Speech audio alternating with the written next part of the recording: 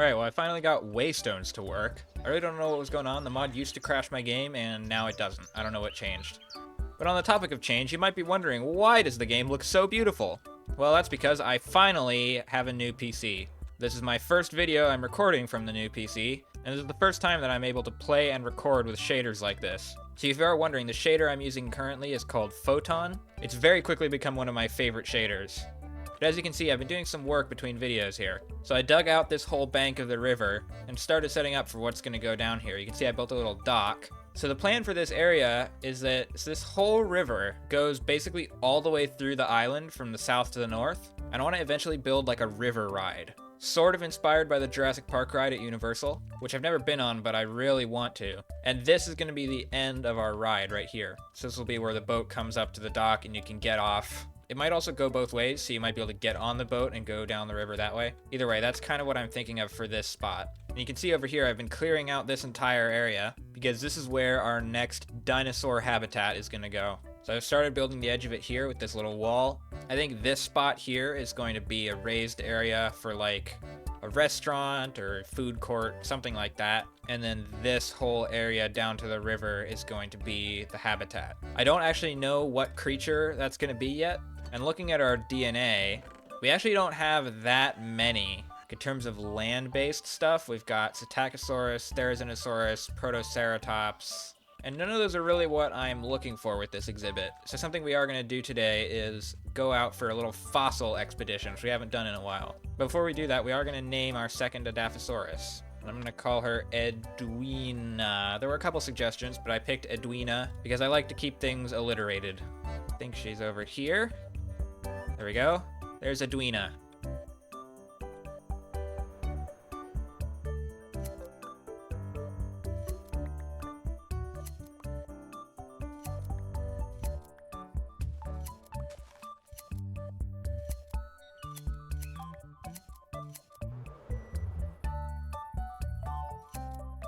Okay, I've put together a little box of materials here so that we can go set up our first official fossil dig site. We're going to take this with us and head towards the mainland.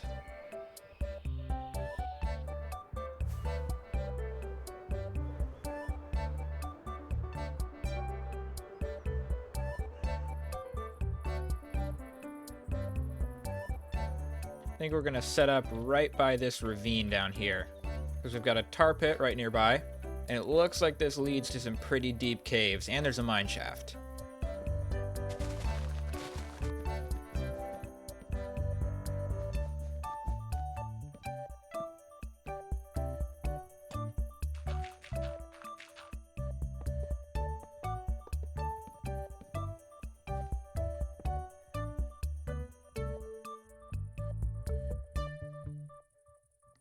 Alright, we've established our little base of operations for the dig site, and we have a pathway into the ravine.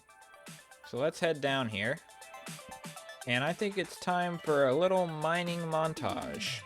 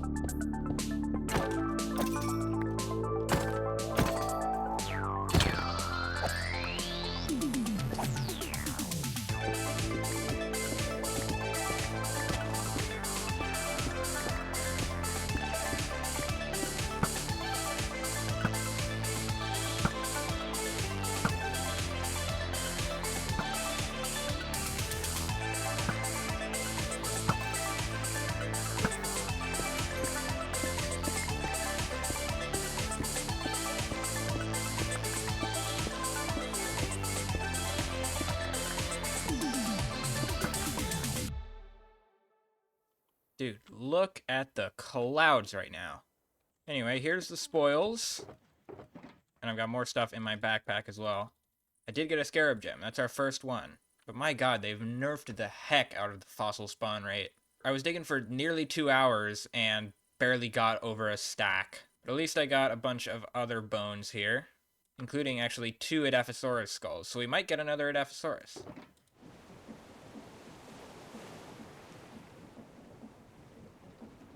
Alright, let's grab our fossils and put them in the analyzer. This is going to take a while to get through all these, so we will check back later and see what we've got. In the meantime, take a look at this frickin' sunset, dude.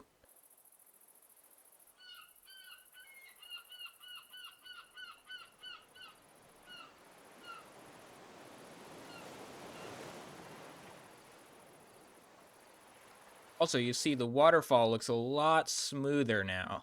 That's because since the last video, the design has been innovated on by people smarter than me in Grian's comment section. So it's a very similar setup to what it was before. The main difference is there's now a block, as you can see, in between the observers and the dispensers. And the reason is basically to do with quasi-connectivity, which can be simply described as when redstone does stupid stuff that doesn't make any sense. For some reason, when the observer goes straight into the dispenser, it powers multiple dispensers at once. But when you put a block between them, it only powers the one in front. So that leads to a much smoother waterfall animation.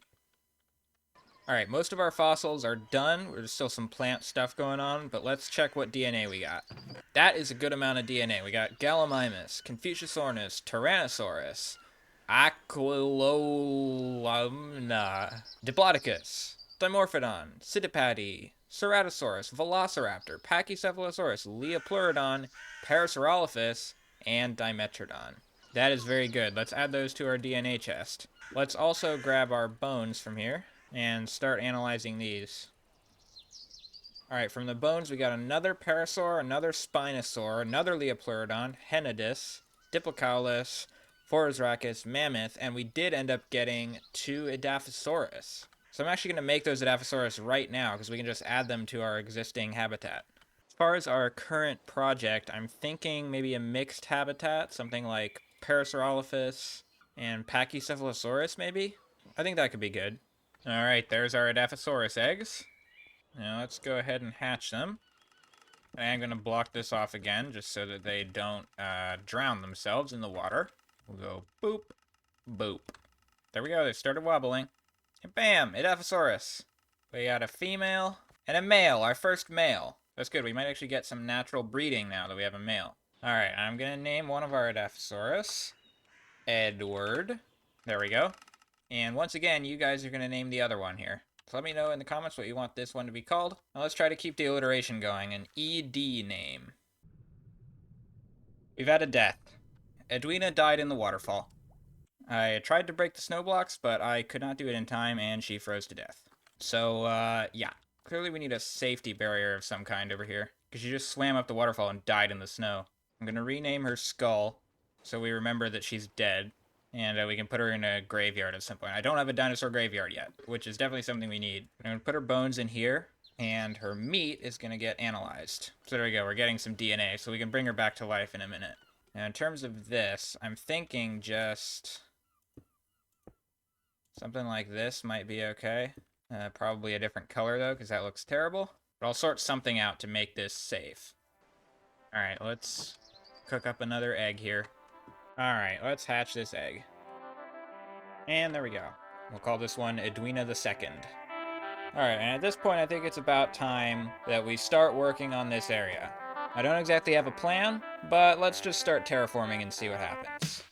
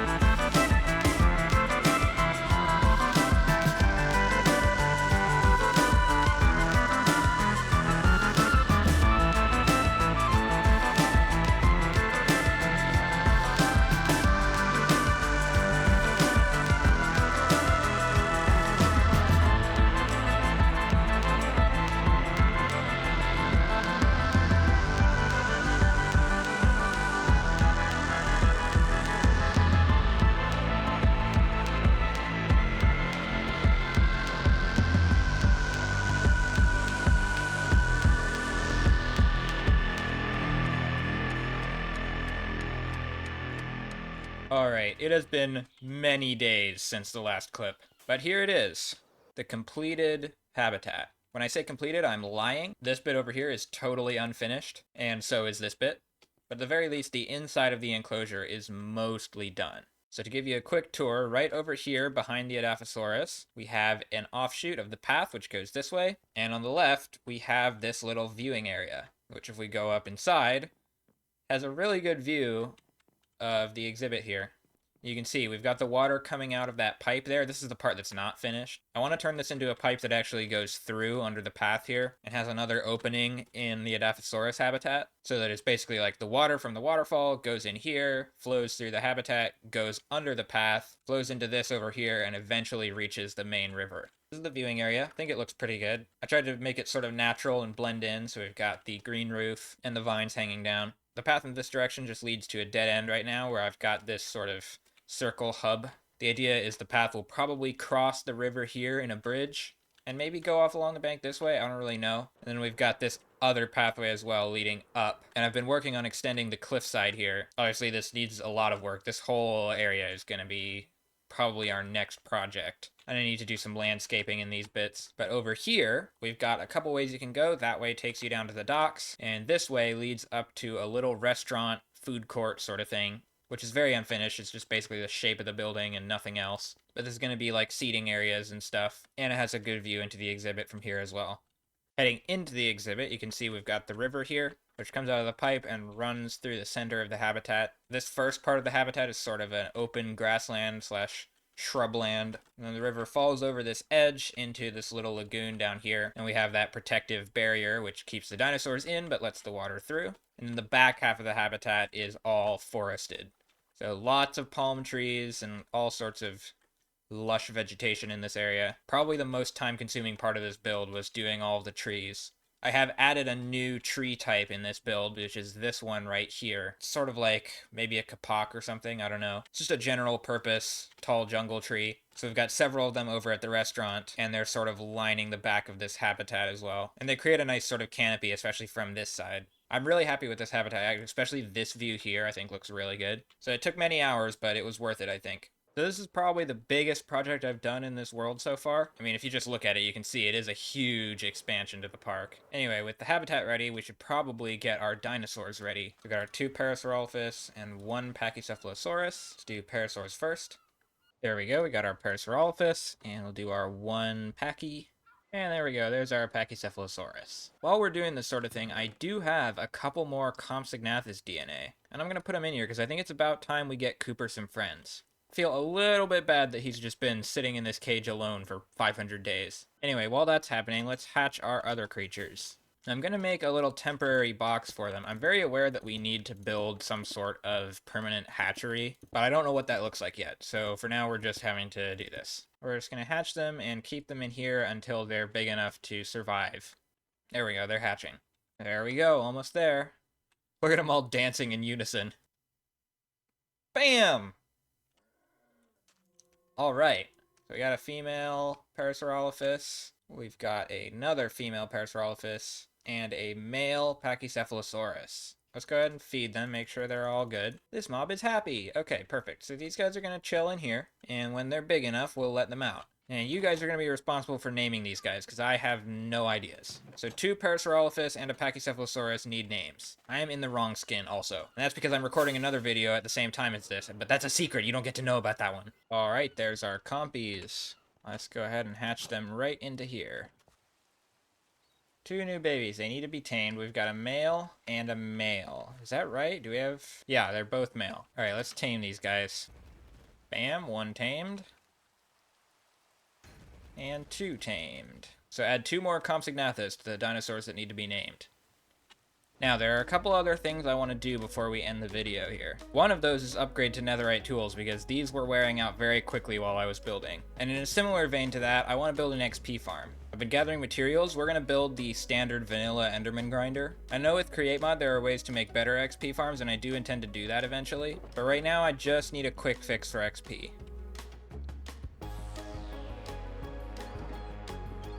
So let's head to the end. We're going to start at our dig site and fly towards the west.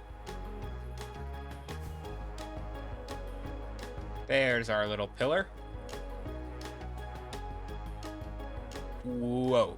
I've never been in the end with this shader before. It looks kinda crazy.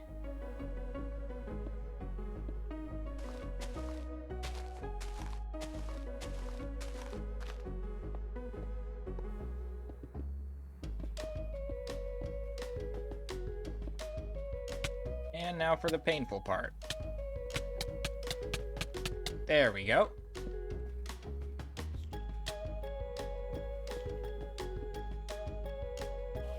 And there we go, a perfect Enderman farm.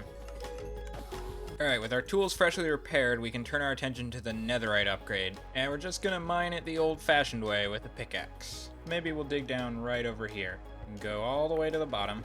And then we're gonna use the Pearl method. And I call it the Pearl method because I learned it watching Pearlescent Moon, although I don't know if she actually invented it. Hey, and there's our first one. Basically what you do is turn on chunk borders with F3G, and then mine one chunk at a time. So you just strip out an entire chunk, you keep mining, and if you find ancient debris in that chunk, like this, there's a very low chance that ancient debris will spawn twice in the same chunk. So once you find it, you move to the next chunk and start digging in that one. I find doing it this way is way more efficient than just regular strip mining. So anyway, I'm gonna keep digging this out until we get enough ancient debris for a full set of gear.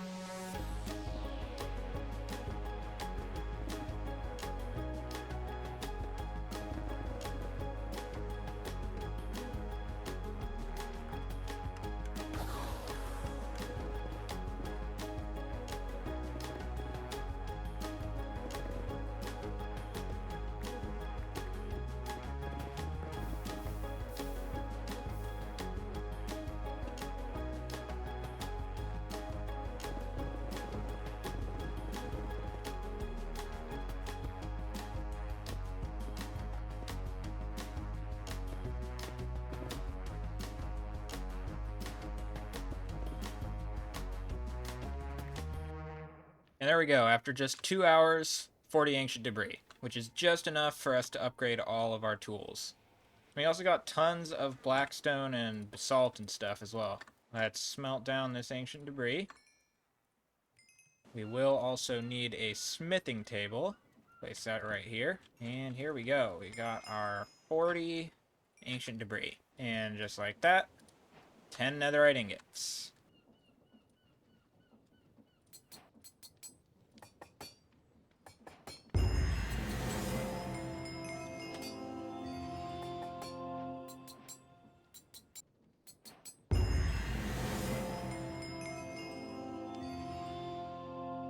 There we go. Fully netheritified. Check on these guys one more time. They're getting bigger. I think I'm going to keep them in here just a little bit longer. But we will let them out next episode, because that's the end of the video. So thank you so much for watching. Don't forget to like and subscribe, and name the dinosaurs in the comments.